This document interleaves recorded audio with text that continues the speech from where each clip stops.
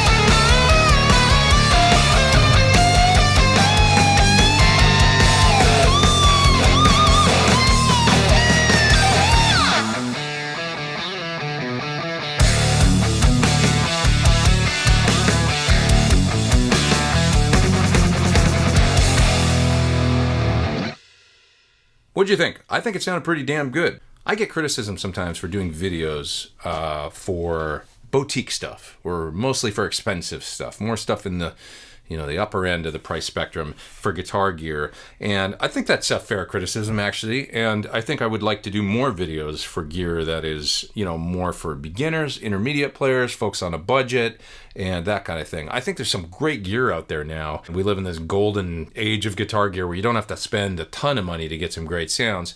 And this thing, is a good example of that. I was pretty stoked on the sounds that I was able to get out of it. Now, I found that I had to get in there and kind of tweak the factory presets to get where I wanted to go. And that's a little bit of what this video is about. I'm going to show you how I did that. And if you get one of these, maybe it'll be helpful for tweaking and dialing in your own sounds if you like the tones that I get. So there's about 4 or 5 different guitar sounds in there, as well as a bass tone. And I'll walk you through all those in just a second here. Some of the features: it's got a built-in looper. I'm not going to get to that in this video. It's got headphone jack in the back and an aux-in jack, so that's great for practicing if you want to plug in maybe something that plays MP3s or WAV files, and then you want to listen on headphones. They've got you covered there.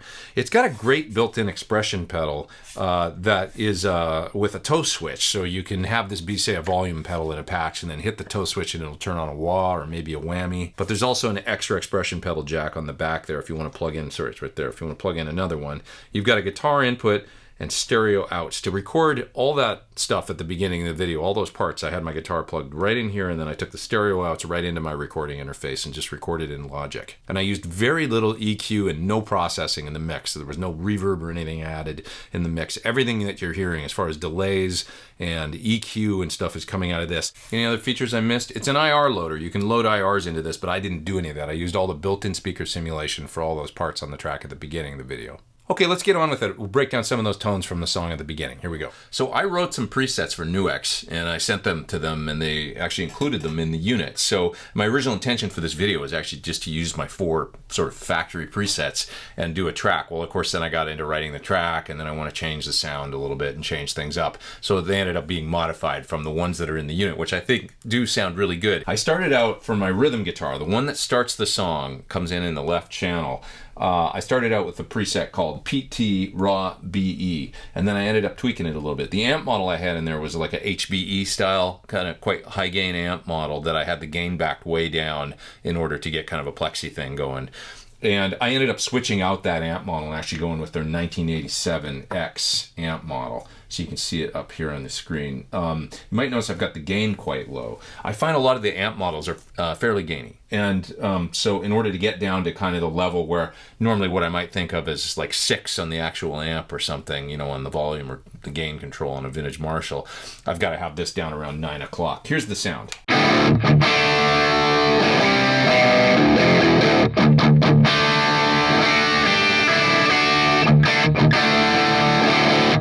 Okay, sounds cool, but yeah, I've got the gain quite low to get the gain at that kind of, you know, rhythm, tough, punchy rock gain.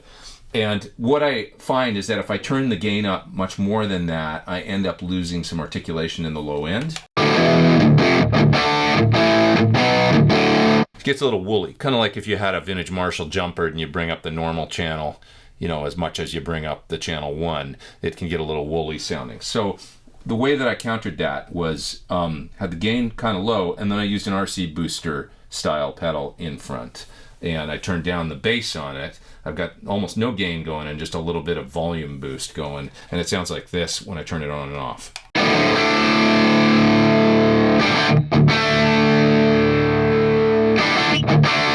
Literally, you can just hear the smallest amount of gain being added, a little bit of hair on the sound, and that was just perfect to me. And it also tightened up the low end by dropping the bass on the virtual pedal. Okay, and as far as other stuff in the preset goes, cab sim, I'm using the vintage 412 cabinet. I assume it's like vintage 30s, I think. And I'm using the U87 mic sim. So the U87, I find, is the most natural sounding mic sim in this unit. And if you go with the 57 or something that's quite a bit brighter, that's cool. I'll show you that maybe on the next preset because I use it for the next preset. But if you want to go like straight, you know, shot, straight ticket to a very sort of natural sound, the U87 sounds pretty cool to me. And if I take it and actually move the mic around virtually here, that's the middle position. I can go darker. So that might be a little bit dark for me. Going all the way over to the bright sound. That sounds pretty cool to me too, actually, but I just went with the slightly darker version, the middle setting. And that sounded really good and balanced to me. So that's the cab sim I'm using. What else? It's got parametric EQ going. This helped a lot to kind of achieve the sort of realism that I wanted out of the sound. So I'm boosting the high end a little bit, and I was cutting a little bit of mids with the parametric EQ. I think that's kind of the main stuff I'm doing. And if you listen to it turned on and off,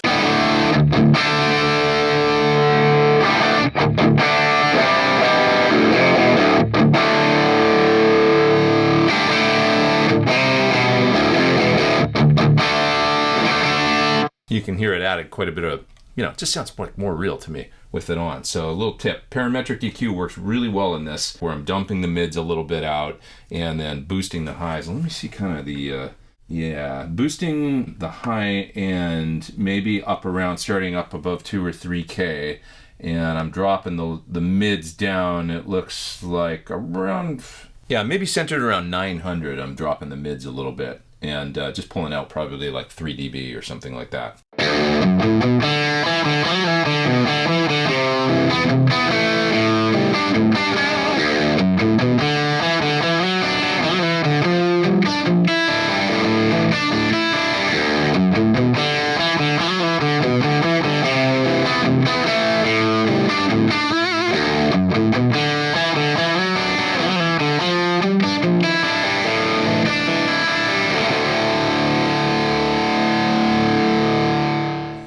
Okay, for the other rhythm guitar in the track at the beginning of the video, the one in the right channel, I decided I'd go for a brighter, kind of more aggressive Marshall Plexi sort of sound. So I used the 1959 model for this, actually for an amp model. There it is. And I got more gain on the actual amp going. Yeah, I'm using the RC booster in front as well on this one. And this one, maybe just the amp overall had a little less gain, like the amp model, so I found I could bump it up a little bit further. It sounds like this.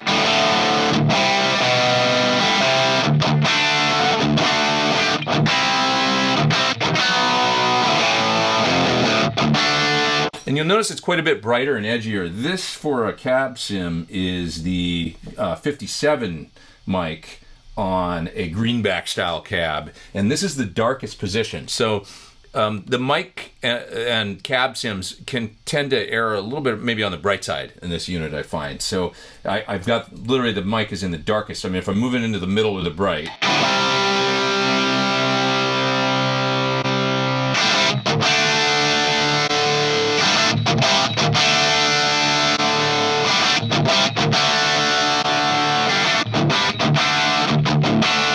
So you can hear the 57 is pretty bright in this, but on the darkest setting, I thought it worked really well on the track. Actually, it sounded just fine.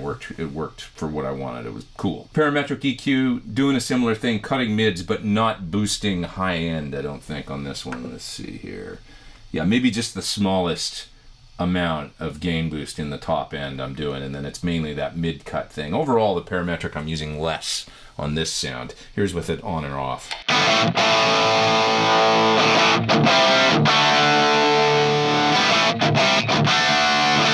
Okay, so you can hear I'm just adding this little bit of top end. Might not even really need that, but in the mix it sounded good, so that's what was important.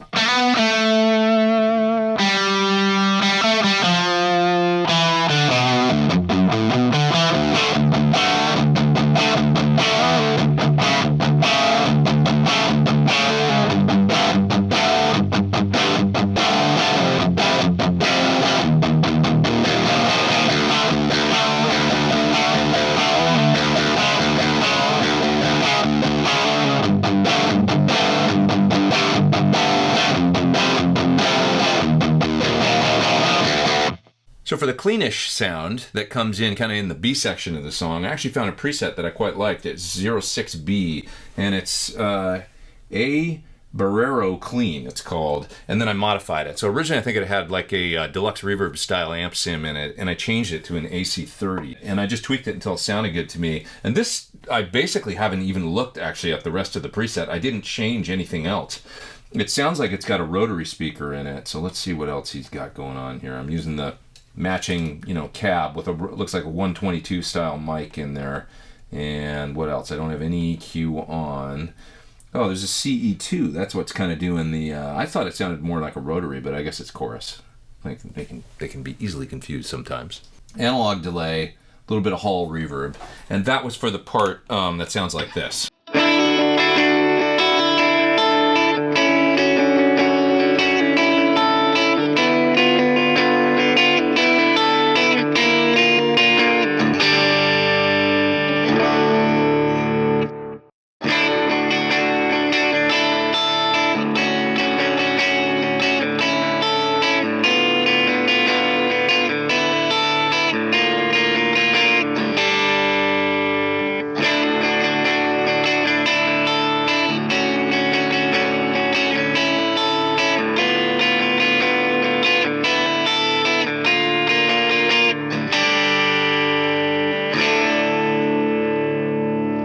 Now for the lead sound, I actually ended up going basically with the preset that I made for them and didn't change very much, except I ended up turning up the delay and using more, like a more mix on the delay. And I actually maybe even went a little bit overboard, because in the song and the mix you might notice there's quite a bit of echo, but it's cool, It ended up sounding really good and making for a big spacious lead sound. Let's see what I got going here, because I can't even remember what's in this preset, to be honest. What is it? It's the 1987X once again, but I've got the gain up quite a bit, cutting the bass to, obviously in an attempt to keep it tight and all that kind of stuff. And then in front, I'm using the Screamer model, actually, for this, and I set it up as I always do on a Screamer style overdrive, using the drive all the way down, level up quite high, tone about halfway, and yeah, I dug the lead sound.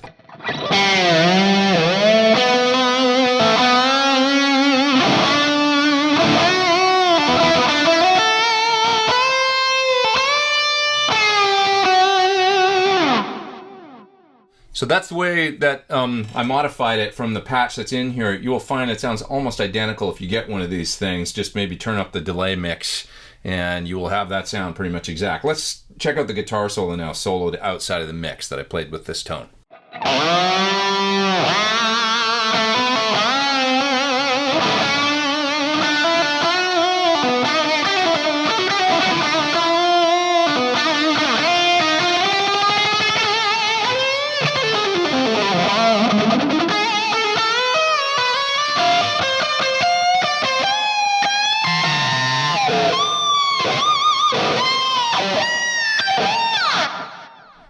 Okay, I remembered one more thing. Of course, I added wah-wah, and you saw me use that just for the last couple notes of the solo. And which wah did I end up using? My favorite in there was the 847 wah. and it sounded really good to me. I should add that the toe switch works really well in this. It's you know, sometimes these small foot switches in these small modeler units, they can be a little like hit or miss, but I find this one actually quite easy to use. It works well, and it's set up as a volume pedal when the wah's not on.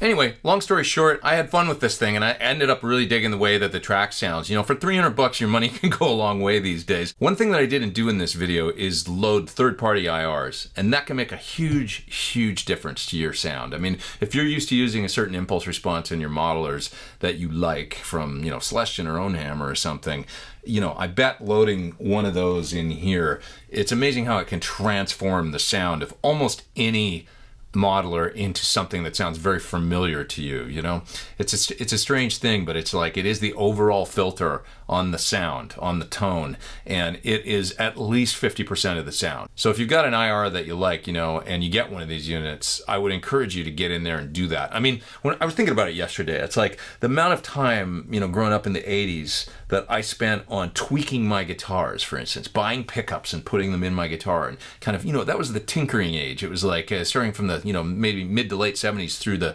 90s. It was like everybody was changing out pickups and, you know, tweaking things. That was the era of amp mods too. I mean, you would take your Marshall and have somebody tweaking it and stuff like that. So the idea, sometimes I see things online where people are like, oh, I don't want to have to put IRs in it. It's like, dude, all you've got to do is literally plug it in with a USB cable into your computer and download a package of IRs for $5. You can try all these different tones. It's so much less invasive and labor intensive and time intensive than back in the day when it was like we were always switching pickups and things to get the different sounds out of our guitars. So I would encourage that, you know, like get some cool IRs and put them in here and see what that does to the amp models.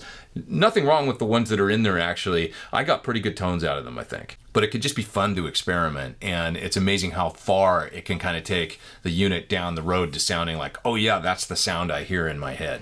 Thanks for watching my video on the MG30 from the nice folks at NUX. This is a great modeler, versatile modeler, as they call it.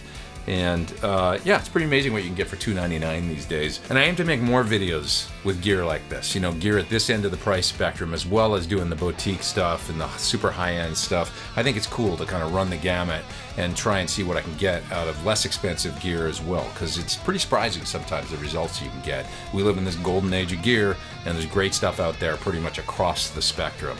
And if you just spend some time dialing it in and tweaking, I think you can get some great results, even if something's sub $300. Please hit subscribe if you haven't. Hit the little bell beside the subscribe. You will get an alert every time I put out a new video. Thanks for coming to my channel and watching my videos. I really appreciate it. I'm Pete Thorn. Take care. Over and out.